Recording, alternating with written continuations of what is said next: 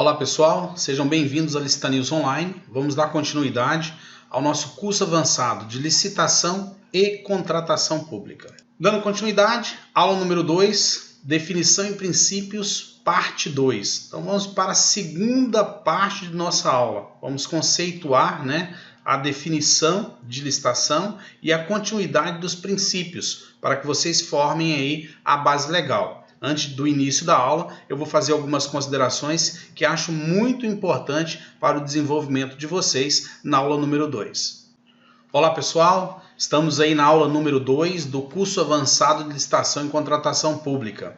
Espero que vocês tenham tirado o máximo de proveito na aula número 1, onde nós tratamos aí da primeira base, a parte 1 dos princípios legais de licitação e contratação pública. Abordamos aí a Constituição Federal, o artigo-mãe da Lei 866/93, o artigo 3º, o artigo 4º do Decreto 3.555, o artigo 5º do Decreto 5.450/2005, ou seja, conceituamos de uma forma rápida as bases legais para a carta convite, tomada de preço, concorrência, pregão presencial, pregão eletrônico.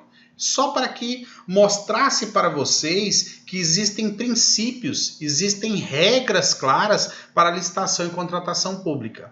Nessa aula número 2, nós vamos mais a fundo, nós vamos estudar um pouco mais os princípios, Vamos focar mais nos princípios e um pouco nessa negociação de governo, para que vocês consigam entender como dar o primeiro passo ao encontro do governo, ou para quem já trabalha de licitação, como se aprimorar mais para o certame de licitação pública, ok? Então, vamos lá, sejam bem-vindos à aula de número 2. Então, pessoal, dando continuidade à nossa aula, agora nós vamos destacar para vocês os supraprincípios ou superprincípios, como são chamados na licitação pública. A supremacia do interesse público sobre o privado, ou seja, os interesses da coletividade são mais importantes que os interesses individuais. Por isso que a administração tem superpoderes. Aí, pessoal, eu vinculo o princípio da imparcialidade. Um servidor público, ele tem que ser neutro. Ele não pode favorecer um privado. Ele não pode favorecer um interesse particular, ele tem que favorecer o interesse da coletividade. Para isso que é feita uma compra pública, seja para produtos ou seja para serviços. A indisponibilidade do interesse público. Os agentes públicos não são donos dos interesses por eles definidos. Ou seja, um agente público, um servidor público, ele representa a administração pública. É-lhe dado um cargo, seja de confiança, para que ele exerça aquela função. Principalmente a função de pregoeiro, a função de presidente de comissão, que ela é dada por um tempo certo, normalmente por 12 meses, que não podem ser prorrogados. Então aquele pregoeiro, na sua função, ele tem que ter muito cuidado com o princípio da imparcialidade. Destaco aí para vocês que são destes dois superprincípios que derivam todos os outros demais princípios do direito administrativo, pois são desdobramentos dos mesmos. Então é daqui que sai a base legal da licitação pública, ou seja, as regras dos jogos estão dentro dos princípios da administração pública. Seguindo, nós temos 5 princípios que precisamos estudar mais. Esses 5 princípios, eu falei deles para vocês já um pouquinho lá na Constituição Federal, no artigo 37, inciso 21, no artigo 3º da Lei 866/93, que fala sobre a carta convite, tomada de preço e a concorrência. Falei dele no pregão presencial, no Decreto 3.555/2000, e também falei dele no Decreto 5.450/2005, que fala do pregão eletrônico. Nós apelidamos de LIMP. O que é LIMP? LIMP, L, legalidade, I, de impessoalidade, M, de moralidade, P, de publicidade, E, de eficiência. Então, tenho princípio da legalidade, princípio da impessoalidade, princípio da moralidade, princípio da publicidade, princípio da eficiência. Isso forma uma base legal apelidada de LIMP. São os princípios basilares, princípios constitucionais que são aplicados à licitação e contratação pública. Então, seguindo, princípio da legalidade. O exercício da função administrativa não pode ser pautada pela vontade da administração dos agentes públicos, mas deve obrigatoriamente respeitar a vontade da lei. Então, tudo que está no edital de licitação, tudo que está sendo como regra numa licitação, tem que estar vinculado à legislação. Quando eu falo legislação, a Lei 866/93, se é um pregão presencial, o Decreto 3.555/2000, se é um pregão eletrônico, o Decreto 5.450/2005. Isso eu também tenho que vincular a sua lei estadual, aquela que eu cobrei lá na primeira aula, a lei municipal. Existem regulamentações próprias estaduais e municipais? Isso faz parte da legalidade de um processo de licitação. A licitação é um procedimento plenamente formal e vinculado. Isso está previsto no artigo 4º da Lei 866/93. O artigo 4º diz o seguinte: todos quantos participem de licitação promovida pelos órgãos ou entidades a que se refere o artigo 1º da legislação têm direito público subjetivo à fiel observância do pertinente procedimento estabelecido nesta lei, podendo qualquer cidadão acompanhar o seu desenvolvimento, desde que não interfira de modo a perturbar ou impedir a realização dos trabalhos. Parágrafo único. O procedimento licitatório previsto nesta lei caracteriza ato administrativo formal. Existe formalidade, seja ele praticado em qualquer esfera da administração pública, ou seja, esfera federal, estadual, municipal e seus derivados, autarquias, fundações, sociedade de economia mista, empresa pública, como todas aquelas que eu já apresentei para vocês. Isso constitui o princípio da legalidade. Impessoalidade, princípio da impessoalidade, estabelece um dever de imparcialidade na defesa do interesse público, impedindo discriminações, desfavorecimentos e privilégios indevidamente dispensados no exercício da função administrativa. Note que a impessoalidade é um caminho de mão dupla. De um lado, o administrado, que são vocês licitantes, deve receber tratamento sem discriminações ou preferências, cumprindo o princípio da igualdade jurídica e comercial, e de outro lado, o agente público, que não pode imprimir pessoalidade, associando sua imagem pessoal a uma realização governamental. A vontade não é do administrador público, a vontade é da administração pública. A vontade não é do pregoeiro, a vontade é da coletividade, que aquele órgão público representa. Ok, pessoal? Então, eu tenho aí o princípio da impessoalidade. Princípio da moralidade. A moralidade administrativa difere da moralidade comum, que nós conhecemos no dia a dia. O princípio jurídico da moralidade administrativa não impõe o dever de atendimento à moral comum vigente na sociedade, mas exige respeito, padrões éticos de boa-fé, decoro, lealdade, honestidade e probidade incorporados pela prática diária do conceito de boa administração. Então, notem que a moralidade já chama o princípio da eficiência administrativa. Ser eficiente, ser eficaz, nós vamos ver daqui a pouco. A moralidade, ela clama pela eficiência administrativa para que eu tenha princípios éticos, que eu tenha boa fé na prática do exercício da minha função, né? Que eu não quebre um decoro, que eu seja leal, que eu seja honesto e que eu não pratique nenhum ato de improbidade administrativa. Na verdade, eu tenho que praticar atos de probidade administrativa. Ok?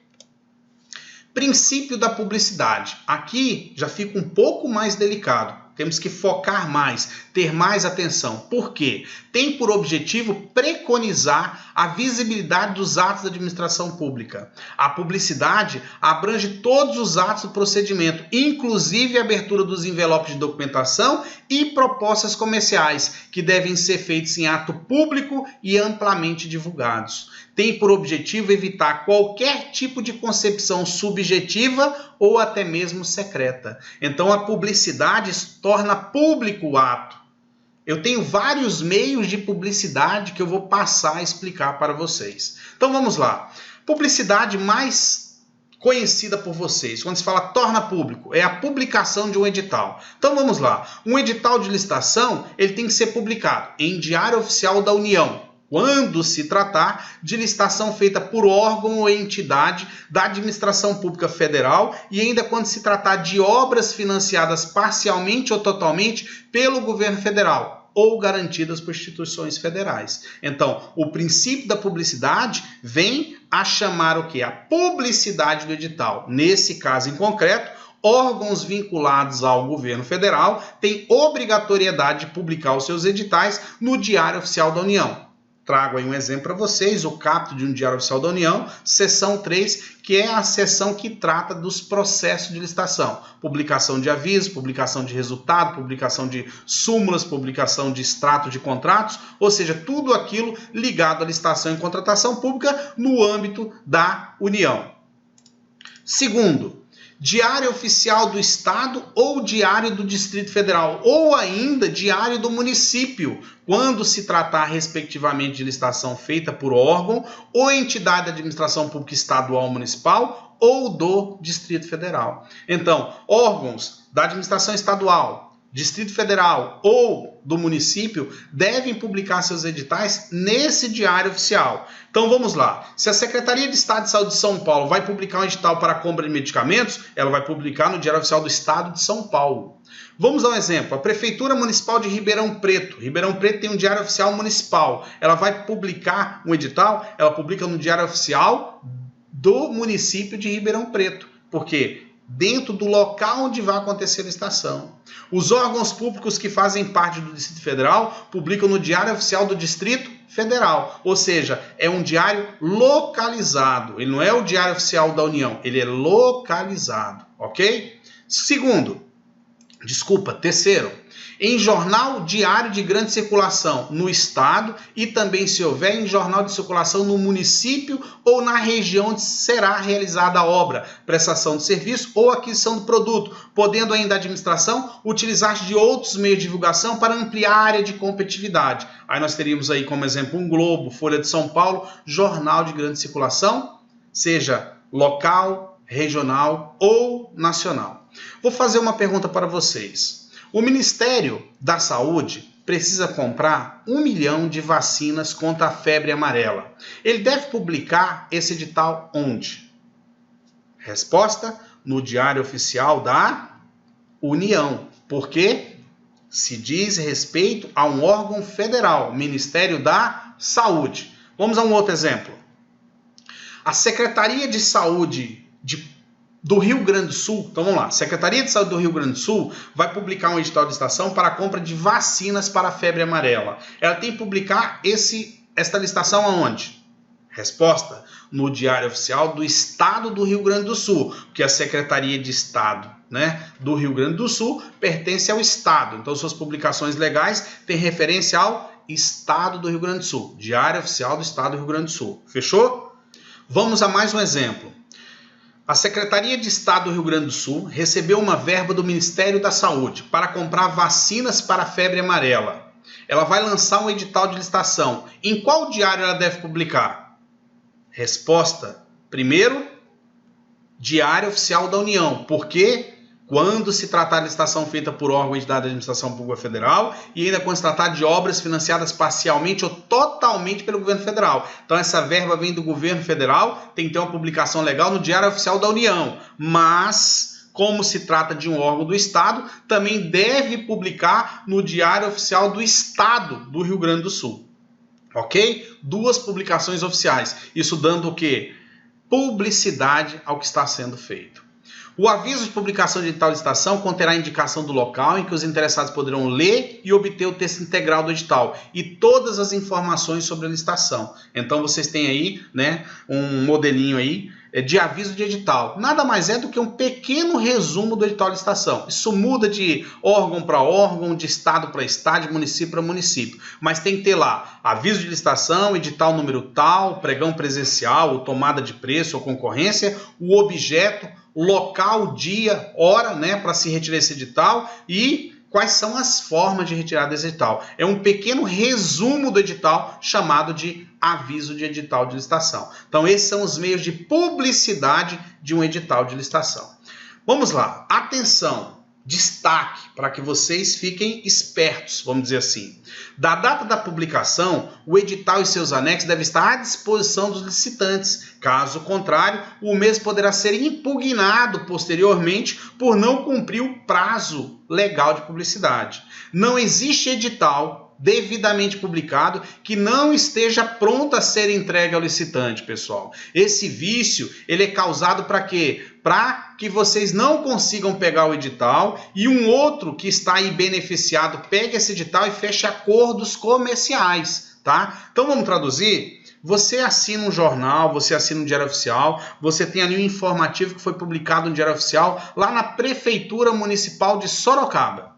Você pega seu carro, chega lá na Prefeitura Municipal de Sorocaba e fala assim, ó, eu vim retirar o edital, aí você escuta de um servidor público assim, ó, o edital ainda não está disponível aos licitantes. Essa informação é errada, porque a partir do momento que eu publico o edital tem que estar o quê? Disponível aos licitantes. Mas Wesley, isso já aconteceu comigo. Eu cheguei lá e me falaram que o edital não estava disponível, só vai ficar disponível daqui a 2 ou 3 dias. Muitas vezes eu até desisti de participar da licitação. Simples.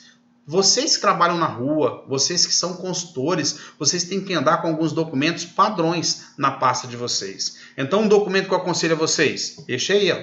Então, vamos combater esse vício de direcionamento quando o edital não está disponível. Vocês têm que ter este documento já impresso, faltando, claro, colocar nome de órgão, data e algumas informações. Um exemplo, Porto Alegre, dia 20 de fevereiro de 2017. Ao órgão público tal, senhor presidente da comissão, senhor pregoeiro, assunto retirada de edital de licitação. O representante da empresa, Licita News, vem na forma da Lei 866/93, artigo 21, parágrafo 3º. Vou fazer uma ressalva aqui. Lá na primeira aula de vocês, eu coloquei uma apostila de legislação completa, com toda a legislação que nós vamos trabalhar aqui.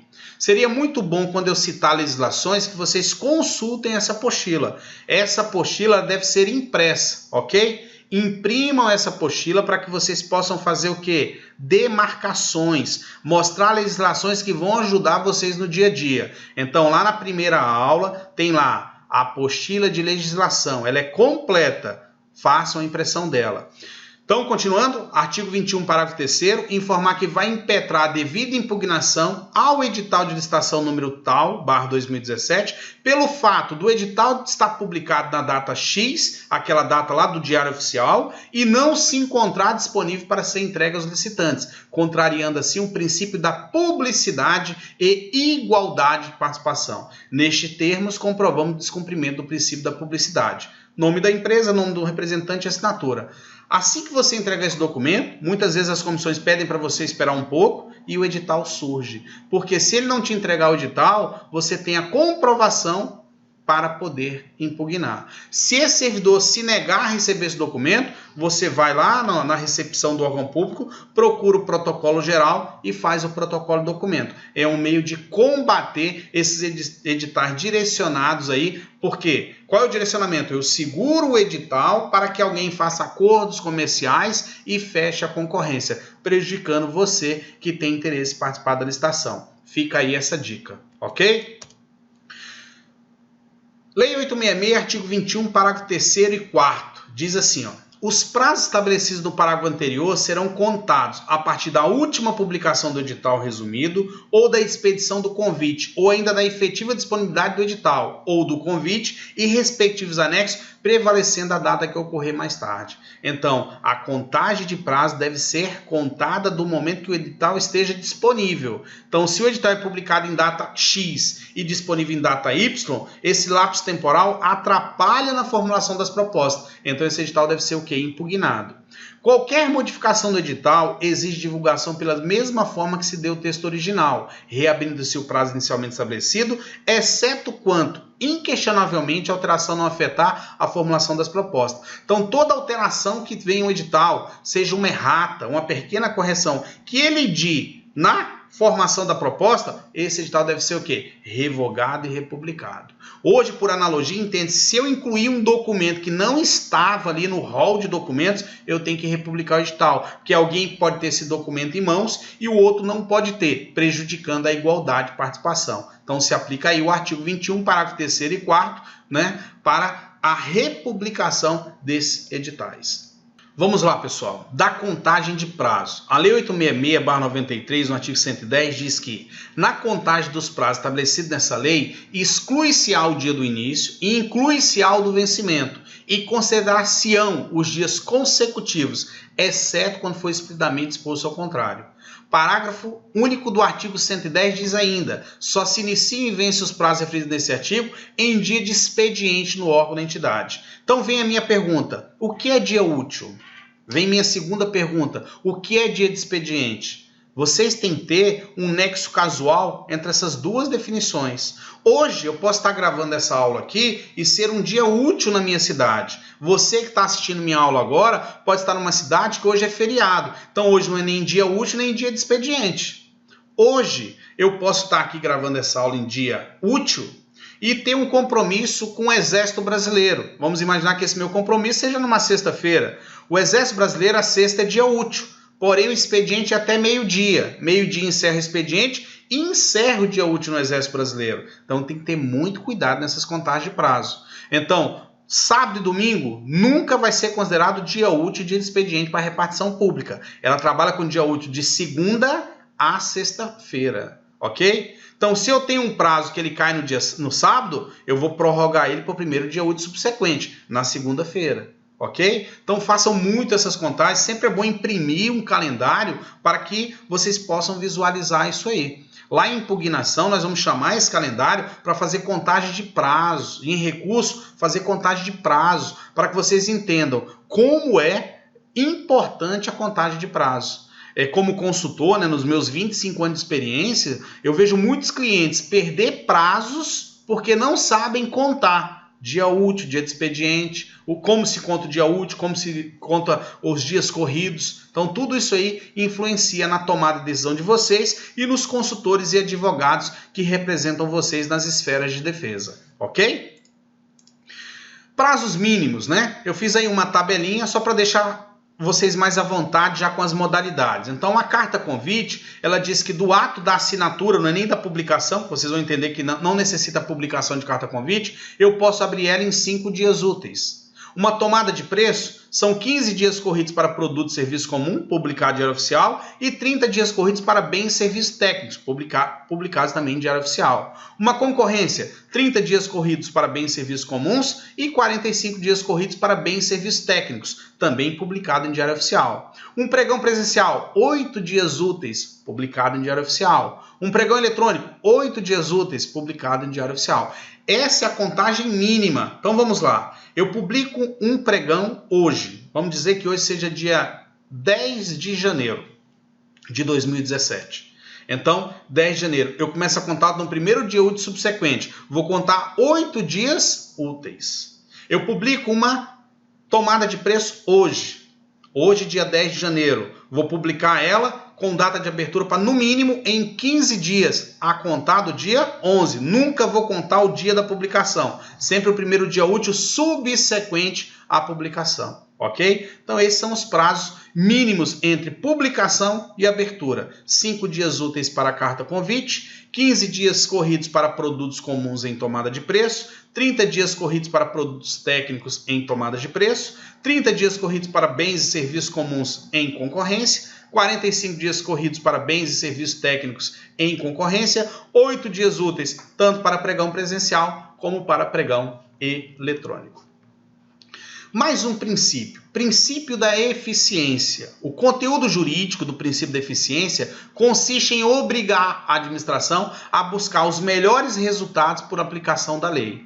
Ser eficiente, ser eficaz, ser um bom administrador público. São valores agregados ao princípio da eficiência. A economicidade, a redução de desperdício, a qualidade, a rapidez, a produtividade e o rendimento funcional. Eles se agregam para comprovar que um servidor público é eficiente, que um servidor público busca eficiência, que ele busca economicidade, que ele busca redução, né, na aplicação do dinheiro público, que ele busca qualidade, que ele é rápido na demanda, que ele tem produtividade e ele tem um rendimento funcional, praticamente se comparando a uma empresa privada. Essa é eficiência administrativa. Essa eficiência também se aplica a você, licitante. Ser eficiente no que você faz, na qualidade da sua proposta, na qualidade do seu produto, na garantia ofertada, ou seja, no suporte ao produto ou serviço que você presta à administração pública. Ok? Então, tivemos aí os princípios constitucionais e agora vamos estudar os princípios infraconstitucionais. São princípios que se agregam aos princípios constitucionais. Princípio da isonomia, princípio da competitividade, princípio da vinculação ao instrumento convocatório, princípio do julgamento objetivo, princípio da indistinção, princípio da inalterabilidade do edital, princípio do sigilo das propostas, princípio da vedação à oferta de vantagem, princípio da obrigatoriedade, princípio do formalismo procedimental, princípio da adjudicação compulsória e o princípio da autotutela. Então, todos esses princípios formam aí toda uma cadeia, né? Uma situação de proteção para a administração jurídica para uma licitação pública. Seguindo. Primeiro princípio, isonomia. Defende a igualdade entre todos que se encontram na mesma situação. Este princípio impõe que a comissão de licitação dispense tratamento igualitário a todos os concorrentes. O artigo 3º, em seu parágrafo 1º da Lei 866, proíbe preferência ou distinções em razão da naturalidade, da sede ou domicílio do licitante, ou de qualquer outra circunstância impertinente ou irrelevante para o específico objeto do contrato. A isonomia quer dizer tratar os iguais de forma igual e os desiguais de forma desigual. Nem sempre o edital vai atender a todos. Então ele vai tratar alguns de forma igual. E esses outros que ficaram de fora são os desiguais, que nem sempre vão ter direito àquela igualdade subjetiva. Eu tenho um produto que não atende o edital, mas eu conheço 6, 7 empresas que atendem o edital. Então eu estou em desigualdade pela minha inércia. Esse princípio não me protege. Ok, pessoal? Princípio da competitividade. A busca pela melhor proposta é uma finalidade da administração, ou é uma das finalidades da administração.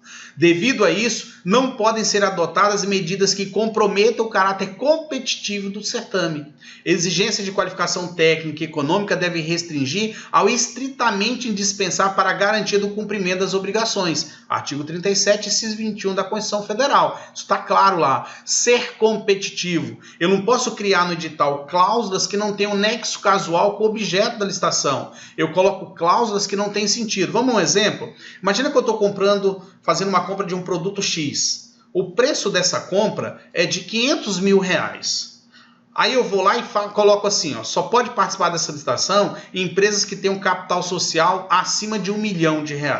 Não tem nexo casual à exigência, porque se eu pegar a lei, nós vamos conhecer isso em documentação, vai dizer que eu só posso pedir 10% do valor da licitação. Então, 10% de 500 mil seria capital de 50 mil. Como que eu estou pedindo um capital de R$1 milhão?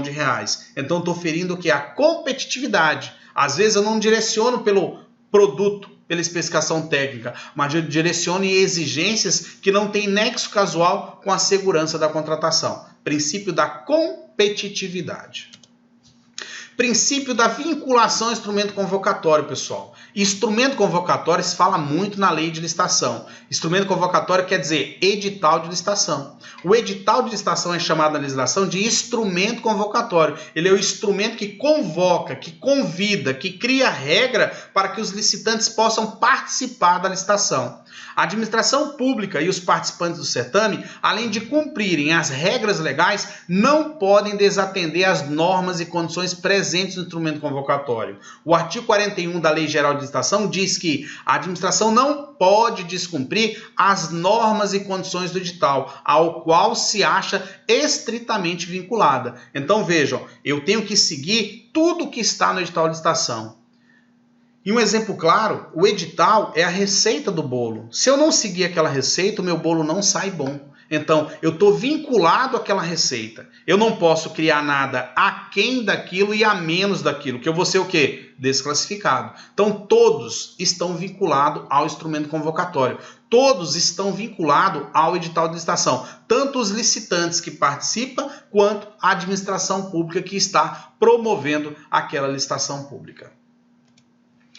Princípio do julgamento objetivo. O edital, o ato convocatório, deve apontar claramente o critério de julgamento a ser adotado para determinar o licitante vencedor. Assim, a análise de documentos e a avaliação das propostas devem se pautar por critérios objetivos, pré-definidos no instrumento convocatório, nunca elementos subjetivos. Então, pessoal, não existe surpresa, não existe critério sigiloso, critério que vai ser colocado a tantos dias da licitação. Tudo tem que estar no edital de licitação. Tudo tem que ser de forma objetiva. Não existe subjetividade, entendimento dúbio no momento do julgamento. Ou ele é objetivo ou a licitação é ilegal e se torna nula, porque ela vai ter o quê? Ilegalidade absoluta. Princípio da indistinção. Então vamos lá. São vedadas preferências quanto à naturalidade, à sede e ao domicílio dos licitantes. Isso está previsto lá no artigo 3º, parágrafo 1º, inciso 1 da Lei 8666/93. É vedado aos agentes públicos admitir, prever, incluir ou tolerar nos atos de convocação cláusulas ou condições que comprometam, restringam ou frustrem o seu caráter competitivo, inclusive nos casos de sociedade cooperativa, e estabeleçam preferências ou distinções em razão de naturalidade, da sede ou domicílio dos licitantes, ou de qualquer outra circunstância impertinente ou irrelevante para o específico objeto do contrato, ressalvado o disposto nos parágrafos 5º a 12 desse artigo e no artigo 3º da Lei 8.248, de 23 de outubro de 91. Essa lei cuida mais da parte de eletroeletrônico, né? Aqueles produtos que estão fabricados e nacionalizados no Brasil. Então eu não posso ter preferência por uma empresa que esteja numa cidade,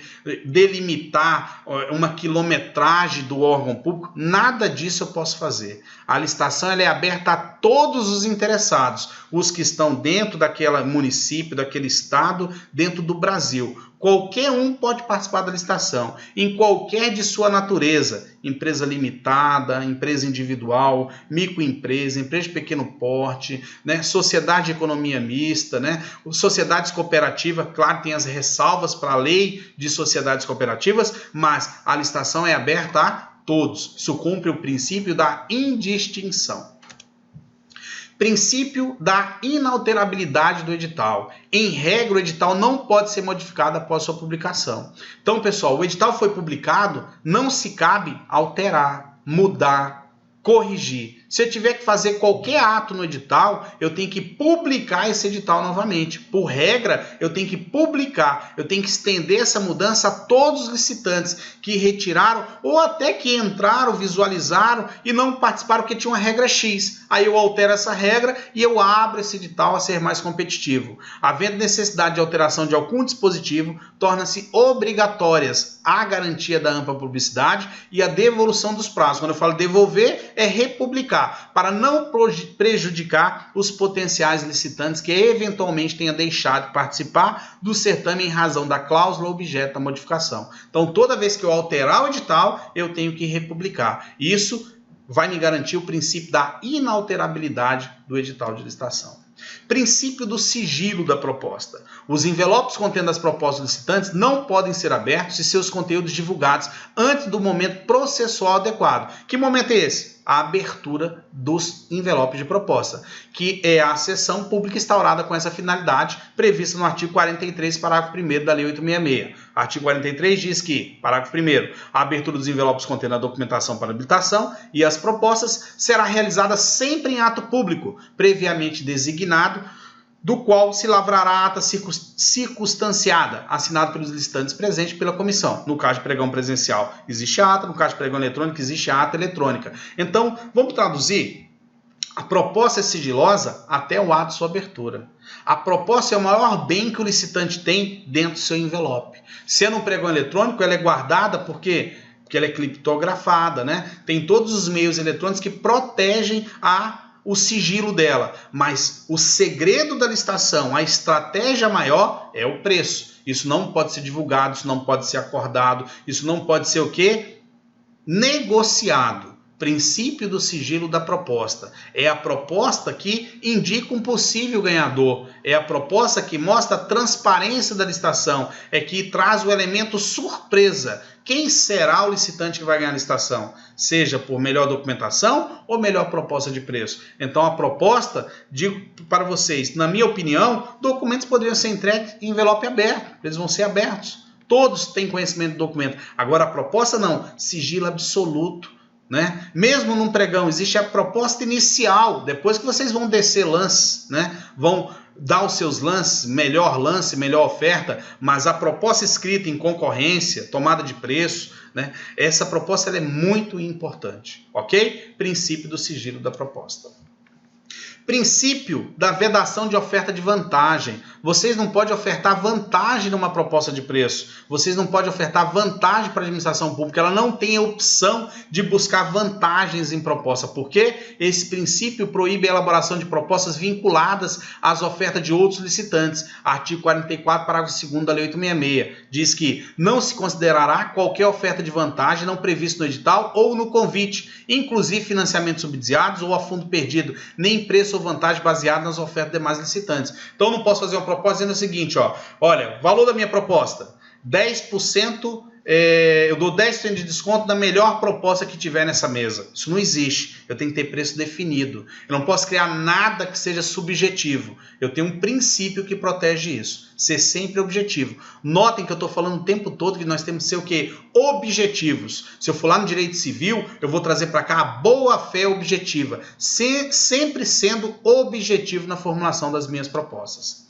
Princípio infraconstitucional da obrigatoriedade. A realização da licitação é um dever do Estado. Artigo 37, inciso 21. Estamos vinculados a uma lei. A Constituição obriga que a licitação é dever, não é opcional. Se eu vou comprar, eu tenho que fazer licitação. Se eu, prefeitura, vou comprar, tenho que fazer licitação. Se eu, Estado, vou comprar, tenho que fazer licitação. Se eu, autarquia, vou comprar, tenho que fazer licitação. Se eu, União, vou comprar, tenho que fazer licitação. Todos nós estamos vinculados à Constituição Federal do Brasil. Ok? Princípio do formalismo procedimental. As regras aplicáveis ao procedimento licitatório são definidas diretamente pelo legislador, não podendo o administrador público descumpri-las ou alterá-las livremente.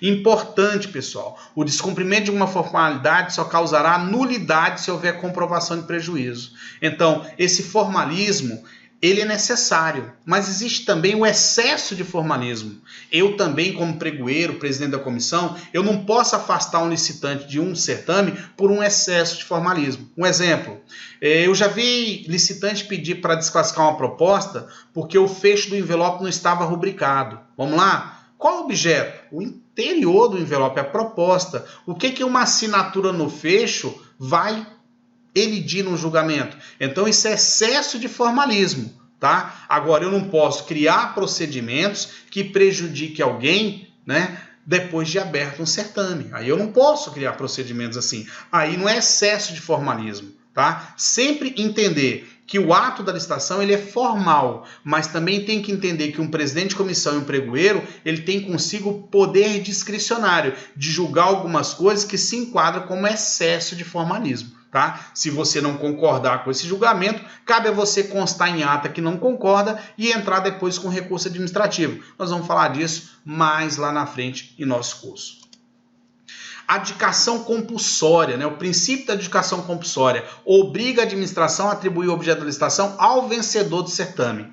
A adjudicação compulsória, esse princípio, eu digo que ele é um pouco subjetivo. Vamos lá? Se eu pegar um pregão agora, eu digo para vocês que eu posso declarar vocês arrematantes. Aí eu abro a documentação, declaro vocês vencedores. Se eu declarei vocês vencedores e ninguém opôs um recurso, não teve discussão, automaticamente como pregoeiro eu vou adjudicar essa licitação a vocês. Adjudicar quer dizer que eu, pregoeiro, terminei a minha função e estou instruindo o processo para a autoridade superior, um prefeito, um secretário, homologar. Essa autoridade superior vai homologar e vai mandar contratar, mas isso não quer dizer que vai ser contratado, tá? Aqui, mais uma vez, tem um poder discricionário. Quantas licitações eu já ganhei, já fui arrematante, declarado vencedor, adjudicado, homologado e a administração não me comprou? Porque na outra semana mudou o fluxo de pagamento, ela não tem mais verba, ela resolve revogar. Ok? Então, essa adjudicação compulsória, ela garante que aquela licitação, se realmente for comprada, ela é minha. Não tem opção de A, B ou C, mas ela não me garante essa compra. Autotutela. Consagra o controle interno que a administração pública exerce sobre os seus próprios atos. A administração pública não precisa recorrer ao judiciário para anular seus atos legais e revogar os atos inconvenientes que pratica. Então vamos lá, vamos aprofundar. A Lei 9.784, de 29 de janeiro de 1999, ela regula o processo administrativo no âmbito da administração pública federal. E claro, essa lei é regulamentada dentro dos estados e dentro dos municípios. E diz assim, artigo 53, a administração deve anular, natureza vinculada, seus próprios atos, quando eivados de vício de legalidade, e pode revogá-los, natureza discricionária, por motivo de conveniência ou oportunidade, respeitando os direitos adquiridos. Então a administração ela pode revogar um edital por interesse próprio da administração. A administração pode anular um edital porque ele tem vício de legalidade, sem que isso precise ter uma decisão judicial. Aí tem pessoas que querem questionar isso. Ah, Wesley, eu quero questionar na justiça porque revogou a licitação. Não tem objeto, porque quando você entrar na justiça, a própria administração vai dizer ao juiz, ao judiciário, que ela revogou por ato próprio da administração. Porque ali tinha uma situação que não era confortável, não trazia segurança na contratação. Ela pode informar o judiciário que ela anulou porque tinha ilegalidades no processo, ilegalidades absolutas. Então, a autotutela é isso. A administração, a qualquer momento, dentro do processo administrativo, ela pode tomar parte, ela pode revogar, ela pode anular um processo de licitação. Lembrando a vocês que quando eu anulo, eu acabo com o processo. Quando eu revogo, é como se eu consertasse ele e republicasse de novo. Revogar, eu não mato um processo de licitação. Ok? Probidade administrativa. Refere-se diretamente à honestidade em todas as fases de licitação da execução contratual. O servidor público pode perder sua função e ser condenado administrativa e civilmente. O licitante pode ficar até 5 anos sem licitar, fora as demais condenações. Todos devem observar as regras de conduta honesta e civilizada. Quando a gente fala que o Ministério Público vai entrar com uma ação de improbidade administrativa, é porque administradores públicos tiveram vantagens numa compra, vantagens numa negociação. O administrado licitante também teve vantagem nessa compra, né? Então tem aí uma ação pública de improbidade administrativa. Isso quer dizer a honestidade, ser honesto. Mais uma vez, o princípio da eficiência administrativa vem novamente a nos cobrar ser eficiente e ser eficaz para garantir o quê? Moral, ética, honestidade. Ok, pessoal? Assim, pessoal, finalizamos os princípios, né, constitucionais e infraconstitucionais. Deixei ele bem claro para vocês. São a base da licitação. Agora vamos fazer uma apresentação de quem lida com licitação diretamente por parte do órgão público. As denominadas comissões de licitação. Consideram-se responsáveis pela licitação os agentes públicos designados pela autoridade competente, mediante ato administrativo próprio, portaria, por exemplo, para integrar a comissão de licitação, ser pregoeiro ou para realizar a licitação na modalidade de pregão. Quais são os tipos de comissão que nós encontramos? A comissão permanente de licitação, a comissão especial de licitação, a comissão técnica de licitação e as comissões de pregão. A comissão de licitação, a famosa CPL, ela atua muito em carta convite, tomada de preço e concorrência, ok? São as comissões permanentes de licitação. Carta convite, tomada de preço e concorrência. Modalidade nós vamos estudar nas próximas aulas. A comissão especial de licitação, normalmente ela é designada para comprar determinado produto ou serviço. Algo que não é usual no mercado, se monta uma comissão especial para se adquirir aquele produto ou aquele serviço. A comissão técnica de licitação ela é nomeada quando um edital de licitação precisa ter parecer técnico. Essa comissão técnica de licitação normalmente ela dá apoio às comissões permanentes de licitações CPL, às comissões especiais de licitação e às comissões de pregão.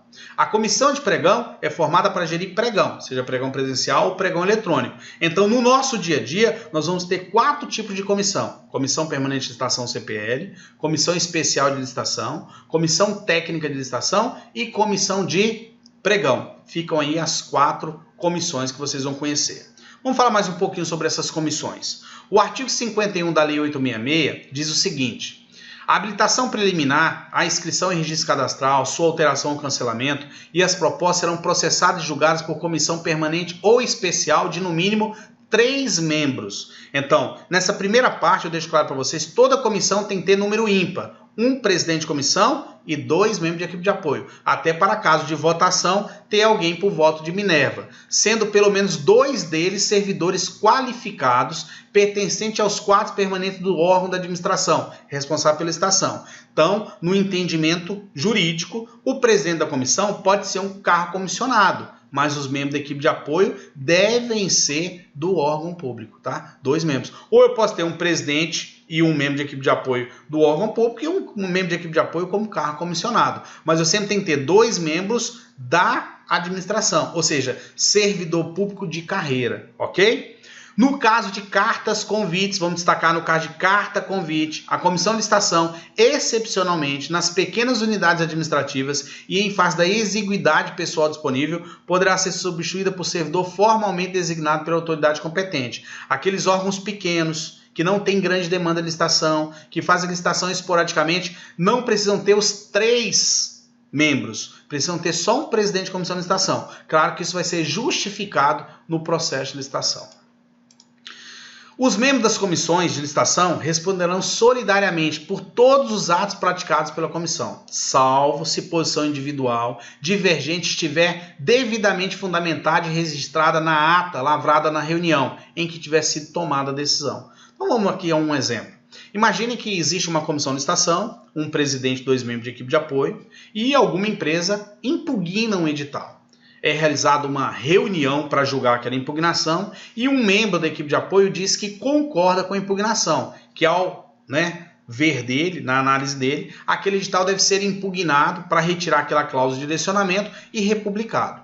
O presidente da comissão e o membro de equipe de apoio não concordam com a posição do membro e levam isso para uma votação. Então eu tenho 2 votos a 1, constados em ata, e decidem por provimento da licitação e indeferimento da impugnação. Então, aquela impugnação foi indeferida e a licitação vai continuar. Essa licitação continuou, foi contratada uma empresa e lá na frente o Tribunal de Contas recebeu uma denúncia. E ao analisar, viu que tinha um vício de legalidade que trouxe dano à administração pública. O único que não vai responder ao tribunal é aquele membro que discordou. Os 2 que votaram a favor vão responder ao dano juntamente com a empresa que também deu causa àquilo ali. Viu a importância dessa votação? Parágrafo 4º. A investidura dos membros das comissões permanentes não excederá 1 ano, ou seja, 12 meses, vedada a recondução da totalidade de seus membros para a mesma comissão no período subsequente. Então, uma comissão de licitação dura 12 meses. A cada 12 meses, um dos membros tem que sair e entrar um novo membro. Então, existe um rodízio de membros. Então, vamos imaginar, eu tenho um presidente de comissão, um membro A, um membro B, durante o ano de 2016. Em 2017, o membro B sai, entra um novo membro, continua o mesmo presidente, não há problema nenhum. Mas sempre um vai ter que sair a cada 12 meses. Um outro detalhe, a comissão de pregão, A comissão de pregão normalmente é formada por um pregoeiro e uma equipe de apoio formada por 2 servidores públicos. A lei exige que o pregoeiro, para exercer sua função, detenha qualificação profissional. Então, o decreto 3.555, artigo 7º, no seu parágrafo único, ele é claro, somente poderá atuar como pregoeiro o servidor que tenha realizado capacitação específica para exercer essa atribuição. O decreto 5.450/2005, no artigo 10º, parágrafo 4º, que regulamenta o pregão eletrônico, diz mais: somente poderá exercer a função de pregoeiro o servidor ou militar que reúna qualificação profissional e perfil adequados, aferidos pela autoridade competente. Então, um pregoeiro, ele tem que ter qualificação para ser pregoeiro, Todo pregão tem que ser o quê? Feito, realizado por um pregoeiro ou por um pregoeiro substituto, mais um pregoeiro e 2 membros de equipe de apoio. Então está aí bem claro para vocês, tanto no pregão presencial como no pregão eletrônico. Objetivos de nossa aula número 2, conceitual os supraprincípios. Criar o nexo correto para o LIMP, legalidade, impessoalidade, moralidade, publicidade e eficiência. Conceituar os princípios infraconstitucionais e conceituar as comissões de licitação pública. Assim, nós terminamos essa parte 2, que são os princípios básicos da licitação pública. Espero aí ter alcançado o objetivo de vocês. Aconselho que assista essa aula mais uma vez antes de fazer a avaliação, ok? Lembrando que vocês têm que fazer a avaliação da aula, ter uma nota 7 ou 70 pontos para migrar para a aula subsequente. Logo, eu vou fazer mais algumas considerações sobre essa aula para iniciar a finalização dela. Ok, pessoal? Lembrando a vocês que a nossa videoaula número 2 ela acaba agora. Porém, você pode visualizar ela quantas vezes quiser para o seu melhor aprendizado. Acesse o chat e interaja. Muito bom vocês interagirem no chat, deixar perguntas, fazer questionamentos, porque o questionamento de vocês alimenta, o conhecimento dos outros colegas que estão nessa turma. Acesse o fórum, criem tópicos para debates. Eu participo ativamente dos debates com vocês, tá? Revise sua aula e acesse a avaliação, respondendo todas as perguntas para poder ter acesso à próxima aula. É necessário concluir os exercícios da aula 2 para ter acesso à aula 3. Nos encontramos em breve, ok, pessoal? Senhores, finalizamos a aula número 2. Espero ter preparado vocês de forma burocrática para todos os princípios que fortalecem uma licitação pública. Desde o primeiro dia que vocês assistiram a primeira aula, agora assistiram a segunda aula, eu estou falando muito em princípio de igualdade, princípio de competitividade, princípio de isonomia, proporcionalidade, finalidade, eficiência. Então eu conceituei esses princípios para que quando vocês estiverem lendo o edital de licitação, vocês tenham firmeza em localizar se esses princípios estão sendo ou não aplicados naquela licitação. Isso é muito importante. Muitos editais de licitação, nós não impugnamos somente por direcionamento técnico, direcionamento de documentos, mas nós impugnamos por falta de princípios. Tem um princípio, ele é muito importante na licitação pública. É o princípio da publicidade. Tem que ser público. Se é público, é transparente. Se é transparente, é cristalino. Se é cristalino, não temos problema. O princípio da publicidade está totalmente ligado à legalidade, à moralidade, à ética. Então, foquem muito nessa publicidade, na transparência do processo licitatório.